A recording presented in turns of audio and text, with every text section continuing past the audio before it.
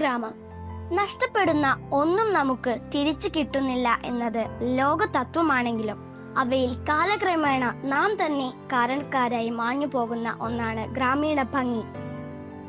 ഗ്രാമങ്ങൾ നഗരങ്ങൾ ആവുമ്പോൾ ഗ്രാമീണ ഭംഗി ഓർമ്മയായി മാറുമ്പോഴും ചില ഗ്രാമങ്ങൾ ഇന്നും വിസ്മയിപ്പിക്കുന്നു. വയലിലകളും തണ്ണീർച്ചോലകളും കുന്നുകളും പുഴകളും ആ ഗ്രാമത്തിന്റെ ഭംഗി വർദ്ധിപ്പിക്കുന്നു. പീലിയുടെ ഗ്രാമം എന്ന 5ാം ക്ലാസ്സിലെ പാഠഭാഗവുമായി ബന്ധപ്പെട്ട് ഞങ്ങൾ അവതരിപ്പിക്കുന്നു എന്റെ ഗ്രാമം. കുന്നുമ്മൽ തറവാട്.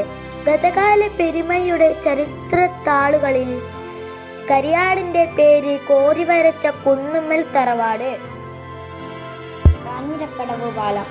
കരിയാടിന്റെ കാൽപാദങ്ങളെ തൊട്ടു തലോടി കടന്നു പോകുന്ന കാഞ്ഞിരക്കടവിന്റെ ഹൃദയതാളമായി കുണുങ്ങിയൊഴുകുന്ന മയ്യഴിപ്പുഴയുടെ വശ്യത ആവോളം ആസ്വദിക്കാൻ കഴിയുന്ന മനോഹരമായ കണ്ണൂർ കോഴിക്കോട് അതിർവരമ്പാണ് കാഞ്ഞിരക്കടവ്. അത്താണി. ചന്തപ്പീടിക. പഴമയുടെ ഭാരം പേറുന്ന അത്താണി കരിയാടിന്റെ വറ്റാത്ത ചരിത്ര പാരമ്പര്യത്തിന്റെ ഒരു നേരസാക്ഷ്യമാണ്. കരിയാടിന്റെ കായിക പെരുമ പേരുകേട്ടതാണ്.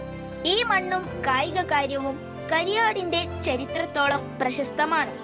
ആ കായിക സജ്ജരിയുടെ വളർച്ചയിൽ വളരെ സ്വാധീനം ചെലുത്തിയ ഒരു കായിക കേന്ദ്രമാണ് PMSC.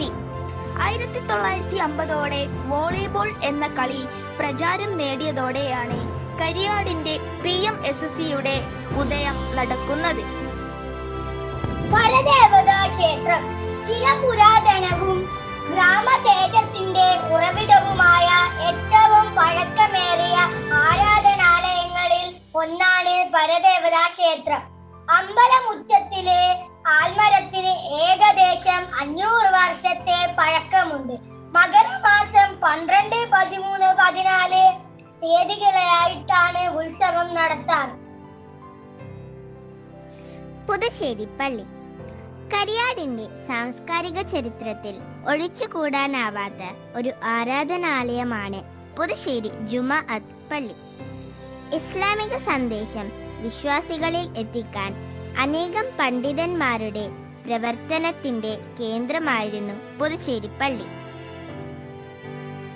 ഇരവിന്റെ മറവിൽ കണ്ണടച്ചു കിടക്കുമ്പോൾ ആർത്തുലച്ചു വന്ന പ്രകൃതിയുടെ വികൃതി അനാഥരാക്കിയ കുരുന്നുകൾ, അന്നന്നത്തെ അന്നം കണ്ടെത്തി ഒടുവിൽ ക്ഷീണിച്ചു കിടന്ന ഒരുപാട് പേരെ മണ്ണിലുറക്കിയ ദുരന്തം, വാവിട്ടു കരയാൻ പോലും ആവാതെ ഒരു നിമിഷം കൊണ്ട് ഉറ്റവരെ നഷ്ടപ്പെട്ട 100 കണക്കിന് കുടുംബങ്ങൾ.